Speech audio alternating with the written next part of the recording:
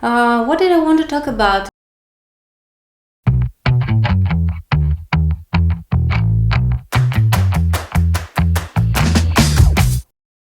In late 60s Japan, there was a magazine called Provoke. Despite there were only like 3 issues published in, I think, a period of 2 years, the influence that the magazine and the people behind it had was huge. And it was, let's say, the first phase of experimental Japanese photography. With Are-Bure-Boke, they were questioning if realism was even possible.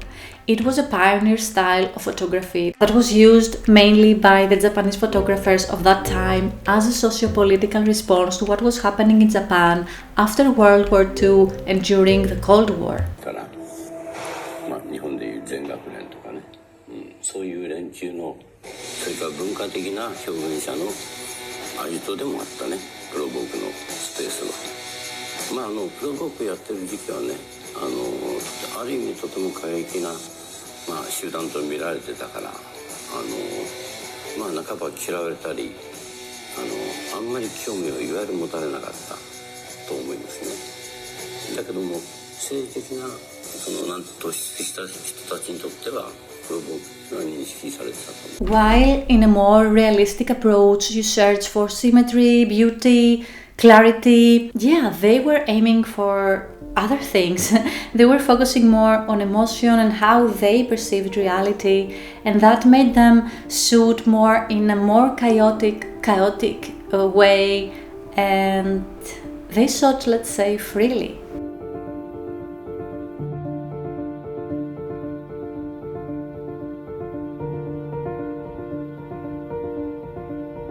They tried weird angles, they shot into the light, they didn't look through the viewfinder. Out of focus, shaky images represented not only a new approach towards photography, but also a new outlook towards reality itself. The Provoke manifesto was pretty much declared in their first issue, and I will read it to you. Visual images are the reverse side of the world of language. A photographer's eye can capture fragments of reality that cannot be expressed in language as it is.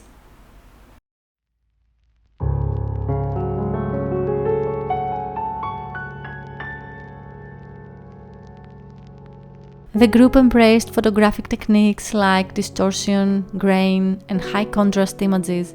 They also experimented with film developing process. They modified the exposure times. They were correcting and changing the temperature settings. Provoke magazine also paid attention to the printing techniques and the paper that they used to print. The imperfections of the printing and the loss of detail was something that was part of the movement, and photographers and people embraced it. They also didn't leave margins, and the images tended to blend in together in a way that created a whole different reality and perspective. If this is your first time that you see me, my name is Flora, I'm a photographer. I also work on an unrelated full-time job.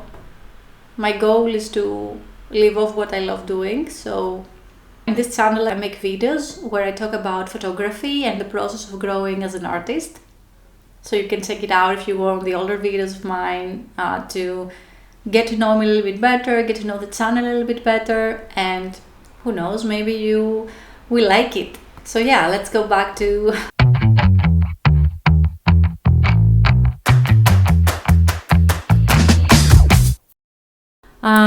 so I decided to go out with my camera.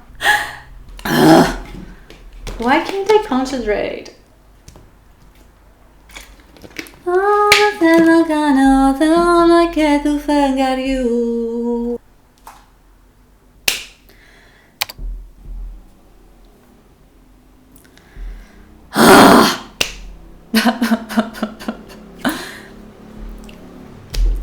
I'm gonna shoot digital today, not film. No time for me to develop it. Everything is closed here in Greece these days. I'm gonna also use Photoshop to try to imitate the look of the Are-Bure-Boke style, but I will try to shoot with my settings as much as possible close to the result that I'm envisioning and that I want to have. So let's break down what Are-Bure-Boke means.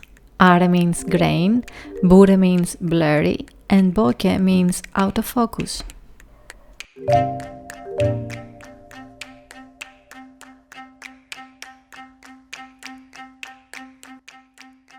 I went out in the middle of the day to find scenes with great contrast, but it was so hot, around 35-36 degrees Celsius, that it became stressful to wander around the city. So I went home and waited until later in the day, around the blue hour, to go back out. Blue hour at nighttime is very helpful for this kind of photos. I put the ISO like 6400. I pushed it like so I can also have grain.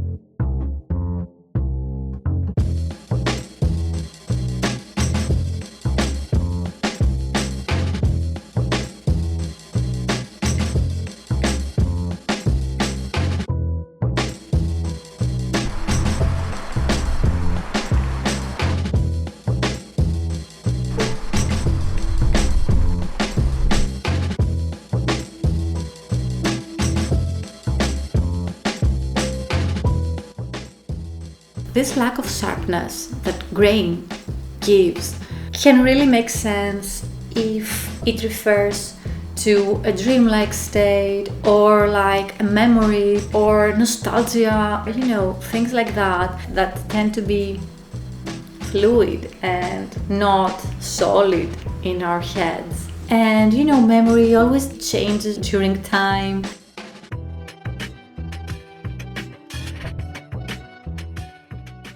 The blur helps the viewer connect more emotionally with an image because it makes you imagine and complete the image in your head. That's how I see it, at least.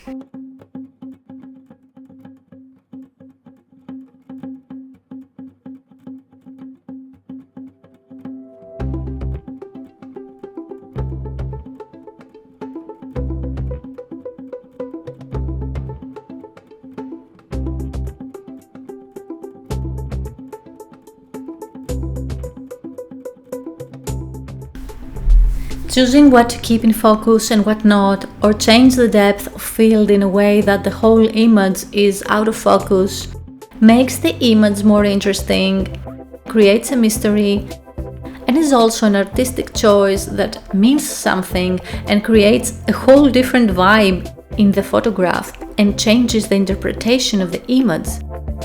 If it was entirely, let's say, in focus, you would read this image different.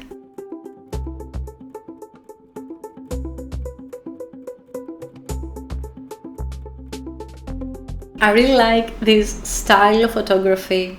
You know why I'm laughing? Because like 1 minute ago, I was just rambling and talking to myself, and now I just started speaking to the camera like nothing happened a minute ago. Hello, Moto.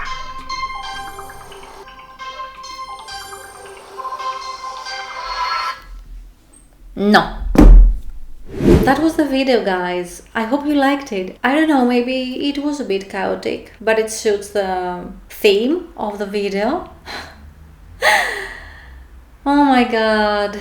Thank you so much for being here, and if you made it to this point, I really appreciate it. Please leave a like under the video. It really helps the video get noticed by the algorithm. See you soon in the next one. Take care, and yeah.